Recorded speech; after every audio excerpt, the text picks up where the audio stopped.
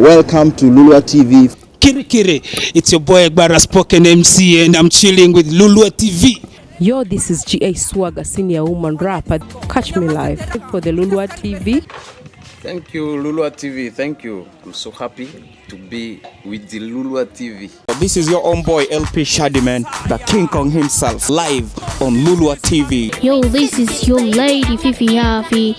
Fans, I'm gonna be live on Lulua TV. It's a blessing for me to be here, Lulua TV. It's such an honor to be here on Lulua TV. So I am very glad and thankful that Lulua TV chose me for this segment of my story. And I want to thank the team at Lulua TV for giving us such platforms to be able to air out our views. Thank you so much. I think everybody is watching Lulua TV and the followers. Thank you. Ladies and gentlemen, welcome back to Lulua TV. If you are a new subscriber, thank you for subscribing to Lulua TV. And if you have not subscribed, please do subscribe now. Let's make this family grow. Let's increase the numbers. And today, I want to do a remix, something called a remix of a video that we did some time back. I feel I should redo this video because it didn't get the attention that I feel it deserves.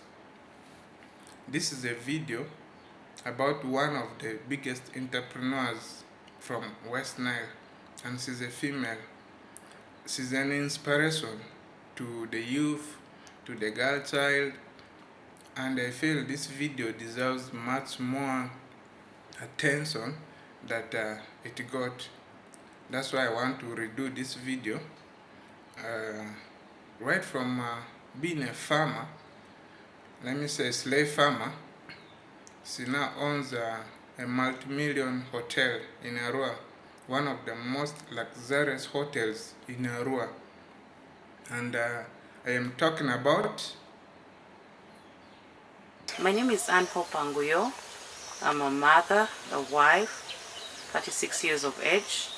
I was born on 7th of February 1984 to my parents, Canon Isaac and Canon Sally Anguyo. I've been raised and I live in Vara, meaning here in Arua City. It's a pleasure to have you here. Yes, I am talking about Anne Hope Anguyo. Perhaps we need to listen to her story, what inspires her to start farming, and the type of farming she does. Thank you so much. We are doing vegetable growing. Right here what you see, these are tomatoes. The variety is called Anna F1, not named after me. It's been in existence. It grows in the greenhouse, but we can also grow it outside. Then we're having sweet pepper, the variety is the red and the yellow types. So that is what we're doing inside here, but outside, like you see, we are doing watermelon. These tomatoes today, exactly 28 days, making them 1 month old. And then the sweet pepper, exactly today, they're 3 weeks old. Yeah. First of all, I would like to let you know this. We consume a lot of tomatoes in our region. I want to particularly talk about Arua City and the districts. We buy a lot of tomatoes. And I will tell you, unfortunately, most of these tomatoes are not grown here. We bring them from central Uganda, Masaka, Luwero, Mbale, those areas, Kampala. And yet we have the potential to grow tomatoes. Last year I visited a friend who is also a mentor, Munduru, Liberia. And she introduced me to greenhouse vegetable growing. I visited her greenhouse somewhere in Seford, and it was just so impressive. So when I asked her about this, she told me, and we need more people to do this. She introduced me to her people who built her structure and even her extension worker that she uses as an agronomist. So that alone, opened my mind. I said, if we are able to grow tomatoes here, then why don't we do it? And that is why I started growing tomatoes here, to ensure that we are able to at least satisfy the demand of our people. I know we cannot do that, just the 2-3 of us who are into vegetable growing. But I know if we have more people to do this, then we will be able to meet the demand of our people in this region. How do you find it easy venturing into agriculture? You know, just like any other business, agriculture is not easy, as we may imagine or think. It takes a lot of, like I said earlier on, sacrifice. It takes a lot of time. It takes a lot of commitment. So if you don't have this, then you'll not be able to manage. But if you put your heart with the commitment, you know, the sacrifice, then you get used to it. That's how it becomes easy. But all this, you know, watering, you see, these are drip lines. We use this for irrigating the plants. We need to follow time. That has to be, all that, you know, it takes a lot. It takes a lot, but it's possible. Many people have done it, many people are doing it, and now we are doing it here. So the same way anybody else can do. Yeah. Why do you think most of our people don't take agriculture serious? I'll tell you the truth. If you asked me 5 years ago to go into agriculture, I would have said no, because of perception. You know, in the past, I felt, and it's the same thing many people feel out there, that, oh, agriculture is hard, you know, it's for people who are defeated. You know, many people think, oh, it's for poor people, let them go and, you know, sort themselves. But that is not it. I've seen very successful people who have done agriculture, you know. So it's our perception towards this. And then, you know, many people want the easy way out. But life now, there's no easy way out. Yeah. You said this thing takes a lot of time. How do you balance your time, like, between here and other things out? I come here every day, Monday to Sunday. Usually, on average, I spend here 30 minutes to 1 hour per day. But if there's a lot of work that needs my attention here, for example, when we're applying fertilizer, it takes a lot of time. I spend more time here. So every day when I wake up in the morning, I know that this day I'm going to spend part of my time in the garden. And I specify that. Yeah, so that helps me to manage my time properly.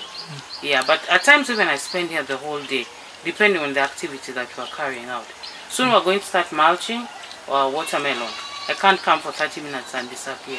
I have to spend the whole day here. Yeah. You know, I tell people it's good to start small. We don't have to start at the same pace with other people.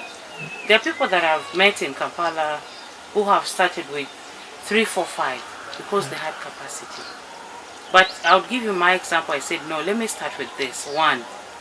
And then, God willing, when I make money out of this, I can be able to put 1 other or 2 other out in the garden there. So, and the other thing is, many times we think, yeah, we need the money first hand. But money can never be enough. Whatever small you have, start with it. You may not even start growing tomatoes in the greenhouse. Like I said, we can be able to grow this outside. We start from out. And then when we make money, we're able to do this. Yeah. Now for the female gender, yes. Why do you think they are not so much into this? In the past, there were a number of things that we thought is for men. But now we realize what men can do, we can do as women. So even as I stand here today, I want to encourage, you know, our young ladies, please don't give up. We can do this together. Agriculture is good. It's for you. It's for me. We can do this. Yeah. What is your target out of this? Like, how maybe estimate how much do you think you are going to gain out of what you have invested here? In terms of money? Maybe just a general gain. Okay. Maybe money and other things. You know, this is a business. Yes, I want to make money out of this. But the most fulfilling parts, I'll tell you the truth, Mark. 1 is to offer opportunities for other people. You see the 9 gentlemen that help to work here, I tell them every day, learn. Learn. So that tomorrow you can do this on your own. So that you're able to also create opportunities for other people out there. 1 is to create opportunities for people. Number 2, we want to be able to offer this as a training area for a number of our young people and also the women. We still have a lot of space out, if you can look where the goats are, where there's watermelon, and even that open space there. We want to start doing nursery beds for vegetables there. What will that mean? One, we'll have more opportunities for people to work. Two, we'll have opportunities for people to train so that everybody can go and start their own. Then number three is we want people to be able to get quality seedlings from here. You know, it's not easy to maintain a nursery.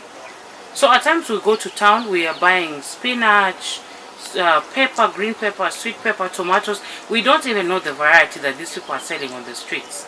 So we want to be able to offer quality seedlings to our people. Yeah. I'm thankful to God that this far He has brought us. We've not faced a lot of challenges. But we can't say that all has been rosy. No. I'll give you an example. The time we did transplant, roughly 30 of the seedlings, they were burnt. You know, they were burnt. So that was a huge challenge. And then, you know, at times I don't sleep the whole night. First thing in the morning, I'm calling the farm manager. How are the plants? You know, especially when we apply fertilizer. You know, some of these fertilizers, they're very dangerous. They're good for plants, but they can burn the seedlings. So after applying fertilizer, I call in the morning. How are the plants doing? Are they all okay? There's so much anxiety, you know. But to be frank, I thank God that it's why He has brought us. It's been faithfulness. And also to the amazing team. It's not been me. I can't do this alone. The team is amazing. They've committed. I've shared with them my dream for this place. And I'm thankful to God that they actually share the same dream with me. So that we're able to, if you see our motto is cultivating ideas for growth. Growth not just for me as Hope, but for you as Mark, for the team that is here, for the community around here, and for our young people and the women also, so that we can grow together. Yeah. What risk do you anticipate from here? The first risk, diseases. You see, why everyone is worrying, if you look there, everybody's wearing overalls. You know, tomatoes and sweet pepper, they can, if one catches any disease here, it spreads very fast and we can lose all these things. So that is why everybody must wear an overall when they walk in here. If not, the clothes that they had on before they walked in here, they have to remove them. That's why that gentleman had to wear a t-shirt. I had to give him. Because even the gumboots, if you sit down there, we have water for disinfecting with jig. When you walk in, you're supposed to fix your legs in to disinfect. Because you might bring disease from outside. So that is one risk that we must avoid at all times. Number two, insects. Now you see the yellow things that we put here. These are insects. They capture insects. You know, how would I put it? When the insects come in, insects are attracted to the flowers. The sweet aroma of the flowers attract insects. And if insects come in, they can destroy the flowers. So we had to put this to ensure that the insects are trapped. They're called insect traps. To ensure that insects are trapped. And then we're praying that no person comes and tries to destroy this place. You know, it's an open place, and we pray that God protects this place, because that can actually pose a scare. Yeah. You know, I'll tell you the truth. This is what I tell not just to the ladies, but it's a good thing to work. You know, when you work, you get something in your name. However small it is, that little money that you make out of your sweat, it is something good. You'll be able to provide for yourself, you'll be able to provide for your child. In that, even if the man runs away, at least even if you have 1 million a day with your child, you'll be satisfied, because you'll know that you worked for this. So the only thing I encourage women to do, I will not go out there and say, let's go and look for the men. Let's go and fight them. No. I don't do that business. But I'll tell you the truth. I will tell you, let us work. Work is not just in office. Come out here, come, let's work. You know, let's see what other women are doing. Let's learn from the other women. Let's ask them questions. Let's make them our mentors so that we're able to grow and be better mothers and be better women. Yeah. So that is the only thing I can tell them, work. And that is it. What inspires you to do all these things? You know, fear for the future. I'll tell you the truth. Have you ever gone to bed and you don't know where the next meal is coming from? Have you ever sat down and you don't even know? You ask yourself, what does life mean? I'm somebody who loves to work hard. I love a good life, by the way. I love to have a good life. I love to be happy. But what I know is that you cannot have a good life if you don't work for it. Nothing comes easy, you know. And number two is the dream that I have, the humanity that I feel in my heart towards people, you know. I'm not a perfect person, no. But I love to see people grow, you know. You know, if I'm able to do this, then I'm able to create opportunities for other people. I'm able to let somebody learn and be able to grow on their own. So those are some of the things that motivate me. And then if we don't work, what happens? You know, we need to work. And that is one of the things that motivates me. Yeah. Do you think our weather here has an impact on maybe reduced agricultural activities? I want to tell you, Mark, we are blessed with good weather. That is the truth. We have good weather. Number two, we are blessed with fertile soils. You know, now modern agriculture is taking shape in our region. You know, there are places like Israel, in the desert, where people grow food, a lot of food. How do they do that? By embracing modern agriculture. You know, there are places where it's snowy, but people are growing food because of modern agriculture. So if we can be able to embrace modern agriculture, we'll forget about the weather. Yeah. So what is your ambition after this? One, to have more of greenhouses, at least 3 greenhouses by March next year. Number two, to go into value addition. I hope one day we can own a tomato sauce factory right here in Arua. That is one of my ambitions. Because agriculture is good, but value addition is better. So in future, I would like to own a tomato paste or a tomato sauce factory right here in this place.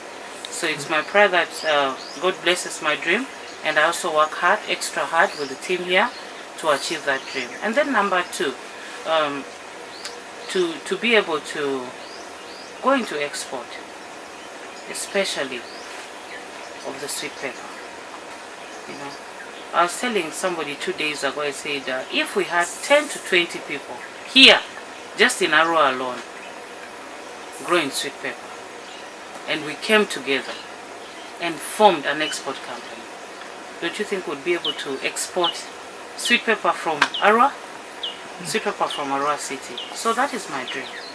And I can't do that alone. You know, I need you. I need Moses. I need Grace. I need Liberia.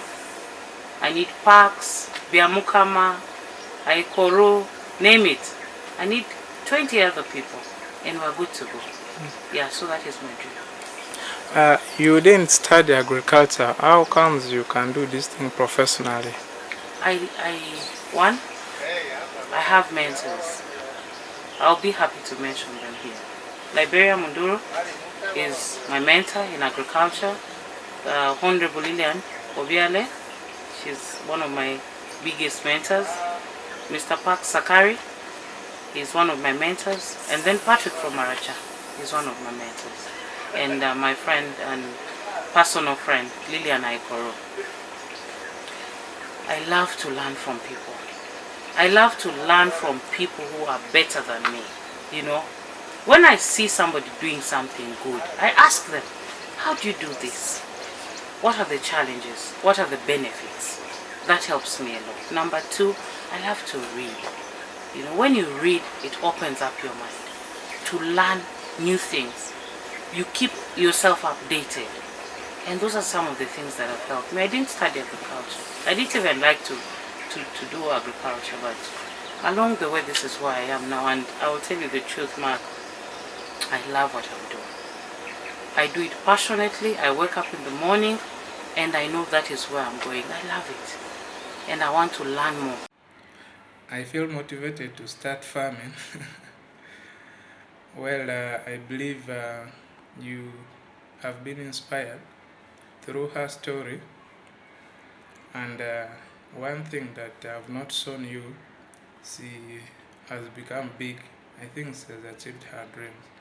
She now owns one of the most luxurious hotels in Arua, the only hotel that has an elevator in Arua, called Lesuba Hotel, and it's located at plot 15 Circular Road in Arua. The lap of luxury situated in the last green belt of Arua city in the northwestern part of Uganda, commonly referred to as West Nile. Lesuba, which is a Japanese word for the god at the edge of a sword, was illustriously chosen as the name of the hotel because just as the edge of a sword gives functionality to the sword and is well guarded by the Suba. At Lesuba, Grand Hotel strive to provide you with a luxurious stay in Arua city to your heart's content. And the vision of this hotel is to create an amicable hospitality environment that provides exquisite comfort. And their mission is to provide value and friendly, helpful service to each and every guest. Their core values are customer-centric, exceptional service, integrity, teamwork, and inclusivity. So when you come to Arua, you should visit Lesuba at plot 15 Circular Road. So ladies and gentlemen, that is it from us today. But before I go, let me receive my blessings. Mark, thank you so much. You're doing a great job by inspiring people. And I want to pray and bless you this day. That God blesses your team, because the work that you are doing in this region, it cannot be taken for granted. You know, exposure, bringing all these things to our people here, it's amazing. May God bless the work that you're doing. Thank you for watching that video on Lulua TV. Please do subscribe for more of our content. Thank you.